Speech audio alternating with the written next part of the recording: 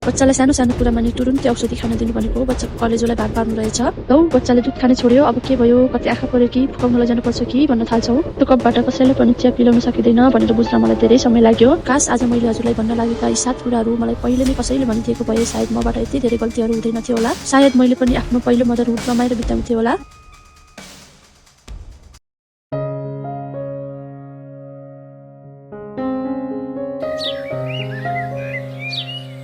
पहिलो पटक आमा बन्नु भनेको खुसी मात्रै होइन, डर, कन्फ्युजन, गिल्ट र थकाइ सबै एकैचोटि हुने समय हो।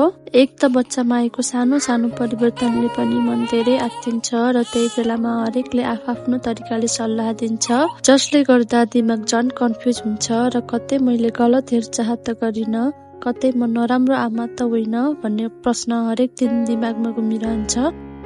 हेलो मामुहरू, अहिले म 2वटा बच्चाको आमा हो। तर जब म पहिलो पटक आमा बनेकी थिएँ त्यति बेला म पनि हजुरहरू जस्तै कन्फ्युज थिएँ, के गर्ने र के नगर्ने भनेर धेरै पिर मान्ने गर्दथे। तर काश आज मैले हजुरलाई भन्न लागेका यी 7 कुराहरू मलाई पहिले नै कसैले भनिदिएको भए सायद मबाट यति धेरै गल्तीहरू हुँदैन थियो होला। सायद मैले पनि आफ्नो पहिलो मदरहुड रमाएर बिताउँथे होला।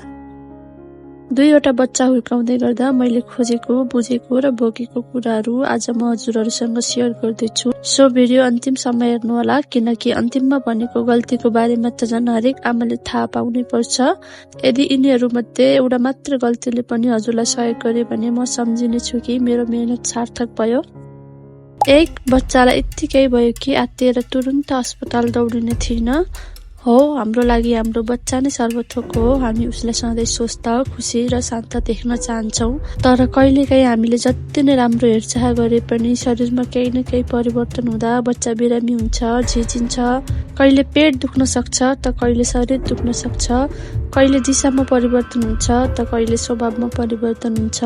यस्तो बेलामा हामीलाई आत्तिन आउँछ र उसलाई तुरुन्तै औषधि खुवाउन पाए छिट्टै निको हुन्छ कि भन्ने लाग्छ। तर विश्वास गर्नुहोस्, बच्चालाई सानो सानो कुरामा नि तुरुन्तै औषधि खान दिनु भनेको बच्चाको कलेजोलाई भार पार्नु रहेछ। 6 वर्ष मुनिको बच्चालाई रुगाखोकीको औषधि दिनु पर्दैन भनेर खुद WHO ले नै भन्छ। तर खै किन हाम्रो देशमा 1-2 महिनाको सानो सानो बच्चालाई पनि डाक्टरले कति धेरै औषधिहरू बिराइदिनुहुन्छ।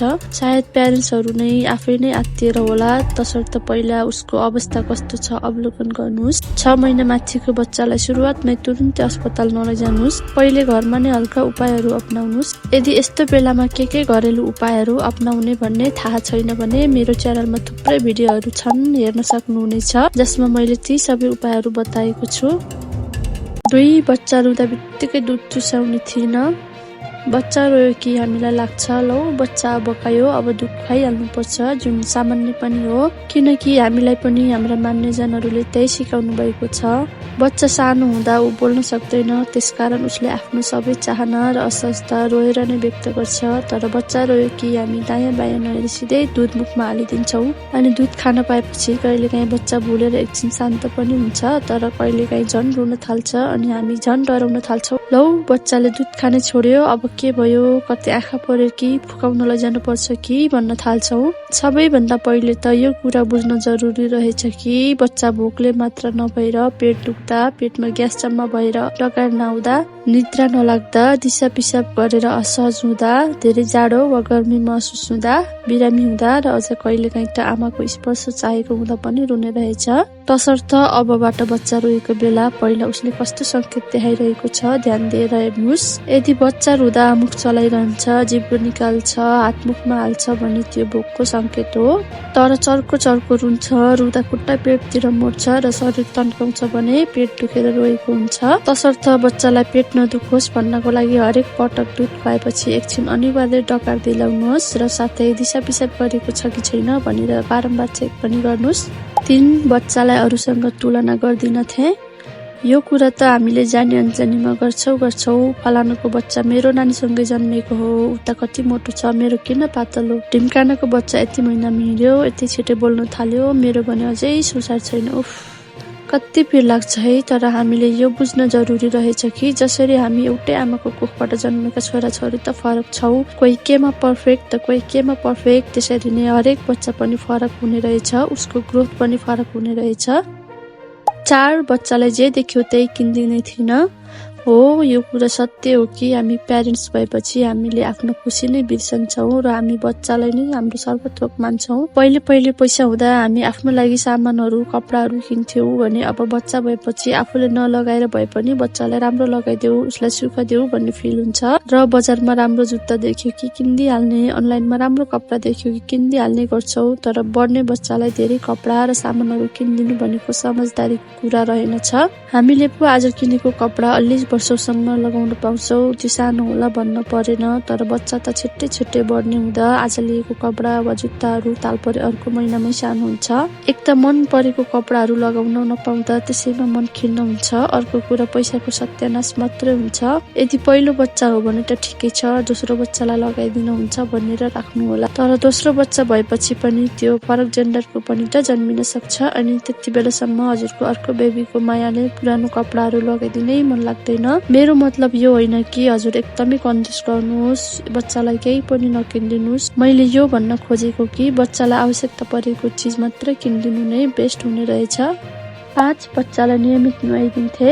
हाम्रो नेपाली समाजमा अझै पनि धेरैले भन्नुहुन्छ बच्चालाई धेरै नुहाउनु हुँदैन नत्र चिसो लाग्छ। कति धेरै मामुहरूले त अझ 1-2 महिना भइसक्यो चिसो लाग्छ कि भन्ने डरले बच्चालाई नुहाइदिनै सके छैन पनि भन्नुहुन्छ।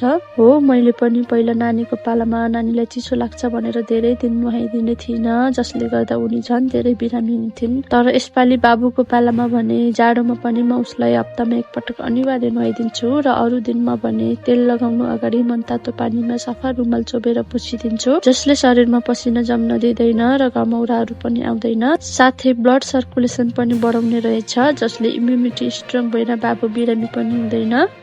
बच्चालाई धेरै कपडा लगाइदिने थिएन। बच्चालाई जाडो होला कि चिसो लाग्ला कि भनेर हामीले बच्चालाई न्यानो राख्न धेरै नै कपडाहरू लगाइदिन्छौँ, यो पनि स्वाभाविक नै हो। तर आवश्यकता भन्दा धेरै कपडा लगाउँदा पनि बच्चालाई असहज हुने रहेछ र ओभरहिट भएर पसिना झन् निस्केर त्यही पसिना गरेर बच्चालाई बिरामी पार्ने रहेछ। एकपटक हजुरले आफूलाई त्यो ठाउँमा राखेर हेर्नुहोस् त, कसैले हजुरलाई कपडामाथि टन्नै कपडा लगाइदिएको छ अनि त्यो कपडा निकाल भनेर हजुरले भन्न पनि सक्नुहुन्न। कति असहज हुन्छ होला त्यो पल।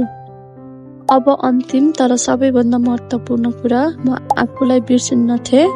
आमा बनेपछि हाम्रो संसार बच्चाको वरिपरि मात्र घुम्न थाल्छ। बच्चाको हेरचाह, घरको काम अनि परिवारको जिम्मेवारी यी सबै पूरा गर्दा गर्दै हामी आफ्नो शरीर र मन कति धेरै परिवर्तन हुँदैछ भन्ने कुरा ध्यान नै दिँदैनौँ। तर रित्तो कपबाट कसैलाई पनि चिया पिलाउन सकिँदैन भनेर बुझ्न मलाई धेरै समय लाग्यो। मलाई लाग्थ्यो बच्चाको लागि 24 घण्टा खट्नु नै असल आमा हुनु हो। तर जब म थाकेकी हुन्थे मलाई छिट्टै रिस उठ्थ्यो। जब म भोकै हुन्थे म झर्किन्थे र जब म खुसी थिइनँ म आफ्नो बच्चालाई र घर परिवारलाई खुसी राख्न सक्दिनथे।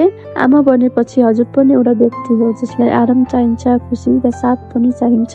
चाहे घरको काम होस् या बच्चा हेर्न होस् वा मानसिक सपोर्ट नै किन नहोस्, यदि आवश्यक परेको बेलामा घर परिवारसँग मद्दत माग्न लाज नमान्नुहोस्। सबै कुरा हजुरले नै गर्नुपर्छ भनेर प्रेसर नलिनुहोस्। हरेक कुरामा आफूलाई दोष नदिनुहोस्। दिनमा केही समय निकालेर आफूलाई मन पर्ने कुराहरू गर्नुहोस्, किनकि हजुर खुसी भए मात्र बच्चा र घर परिवारलाई खुसी पार्न सक्नुहुनेछ। हस् त आजलाई यति नै। आई होप हजुरलाई यो भिडियो हेल्पफुल लाग्यो। यदि लाग्यो भने यो भिडियोलाई लाइक गरेर च्यानललाई सब्सक्राइब गर्न नभुल्नुहोला र तपाईँ आजदेखि कुन गल्तीहरू दोहोऱ्याउनु हुँदैन कमेन्टमा लेख्न पनि नभुल्नुहोला। साथै बच्चालाई रुगाखोकी लाग्दा भुलेर पनि गर्न नहुने 5 गल्तीहरूको बारेमा जान्न चाहनुहुन्छ भने यहाँ छोएर त्यो भिडियो हेर्न नभुल्नुहोला। धन्यवाद।